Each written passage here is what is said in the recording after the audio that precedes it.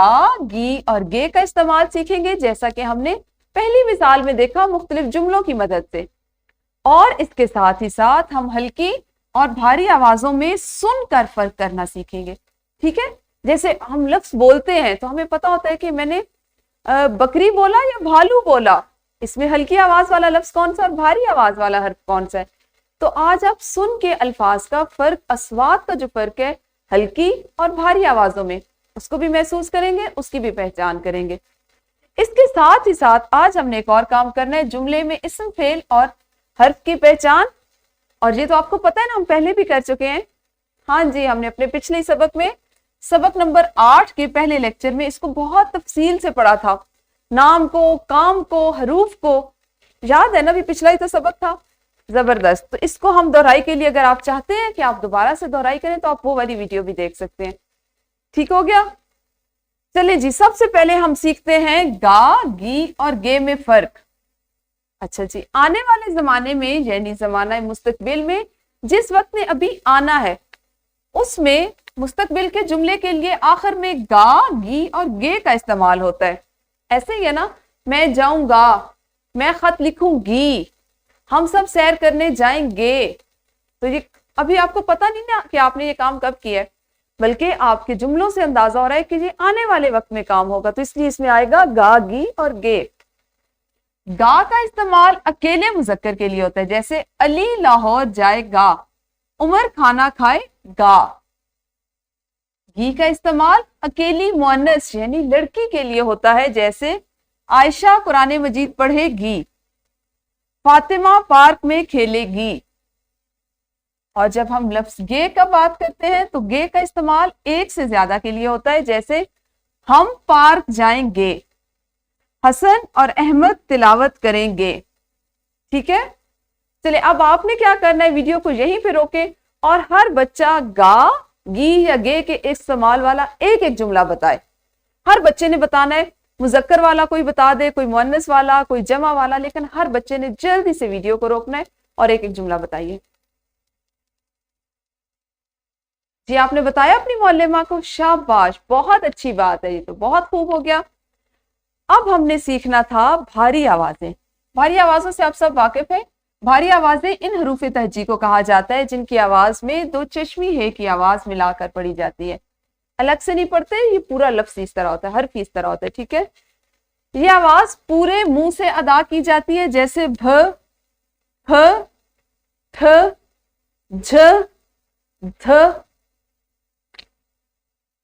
ढ, ख और घ।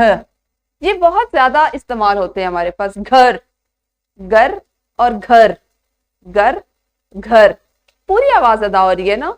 इसी तरह से अगर हम पे से देखें, पत्ता, और हम कहें फेंको, पत्ता फेंको, देखिए दोनों जो आवाजें हैं उनके अदा करने में ही फर्क है। हमारे मुंह से जो आवाज निकलती है वही फर्क में आती है। ठीक है, अच्छा, ये जो हरूफ मैंने आपको बताया, भ, फ, ठ, झ, छ, ध, ढ, ख और घ, ये बहुत ज्यादा हम इस्तेमाल करते हैं। इनके अलावा भी भारी हरूफ है और वो ऐसे हैं जिनको हम जरा कम इस्तेमाल करते हैं, जैसे ड़, ढ़, ल, न और म। ये कम अल्फाज में इस्तेमाल होते हैं, अमूमन ये दरमियान में आते हैं, अल्फाज के दरमियान में इस्तेमाल होते हैं। ठीक है, हम अब करेंगे एक छोटी सी सरगर्मी। जो नज्म है हमारी मेरा देश है पाकिस्तान, उसमें से आपने भारी हरूफ के तमाम अल्फाज तलाश करने हैं। नज्म तो हमने अभी नहीं पढ़ी, तो आप क्या करेंगे, वीडियो को रोकेंगे, इस तरह आप पहले से पढ़ भी लेंगे। जब आपकी मुअल्लिमा कल जमात में पढ़ाएंगी तो आपको पहले से पता होगा। आप नज्म को पढ़े, अपने आपके कानों में आपकी आवाज जाए, आपकी आवाज किसी और के कानों में ना जाए। ठीक है, इतनी आवाज से पढ़ें कि आपको खुद पता हो, या इस तरह से पढ़ें कि आप जब लफ्ज को पढ़ रहे हो तो आपको पता चले कि कौन से अल्फाज पे भारी आवाज अदा हो रही है, कौन से अल्फाज भारी आवाज के साथ निकल रहे हैं। तो उनको आपने निशानदेही उनकी करनी है और जल्दी से ये सरगर्मी करने के बाद अपनी मुअल्लिमा को बताना है। इनफरादी सरगर्मी मुकम्मल होगी, ग्रोही सरगर्मी है हमारे पास। आपकी मुअल्लिमा या आपके मुअल्लिम आपको दो ग्रोहों में तकसीम करेंगे। एक ग्रोह हरूफ तहज्जी से आम लफ्ज बोलेगा और दूसरा उस हरफ तहज्जी से भारी हरूफ के अल्फाज बोलेगा। जैसे एक ग्रोह अगर बोलेगा बाजी तो दूसरा बोलेगा भालू, बे और बे और भे। एक बोलेगा जाली तो दूसरा ग्रोह बोलेगा झाड़ू। अब ऐसे आपने इस खेल को खेलना है कि पहले जो ग्रोह बोलेगा ना भारी हरूफ से, उस वाले ग्रोह ने अगली दफा हल्की आवाज को बोलना है, यानी अदल बदल करके आपने बोलना है, ठीक है। ऐसा ना हो कि एक ग्रोह जो है वो सारी हल्की आवाजें बोलता जाए और दूसरा ग्रोह जो है वो सारी भारी आवाजें, बल्कि अदल बदल के आपने इस सरगर्मी को करना है 2 ग्रोहों की सूरत में। फिर देखेंगे कि कौन सा ग्रोह ज्यादा अच्छे अल्फाज बनाता है, ठीक है। तो वीडियो को रोकिए और सरगर्मी कीजिए। ग्रोही सरगर्मी के बाद देखते हैं मश्क में हमारा आज क्या काम है। सवाल नंबर 5 है जी, नज़्म में मौजूद 3 हरूफ तलाश करके लिखें। सवाल नंबर 6 है, दर्ज झैल जुमलों में से हर्फ के गिर्द दायरा लगाएं। क्योंकि हमने इस्म फेल और हर्फ की भी साथ में मश्क करनी है ना, और हम इनके बारे में पिछले सबक में सीख भी चुके हैं। तो आपने इन जुमलों में से हर्फ के गिर्द दायरा लगाना है। जैसे किताब से पढ़ो में से हर्फ है।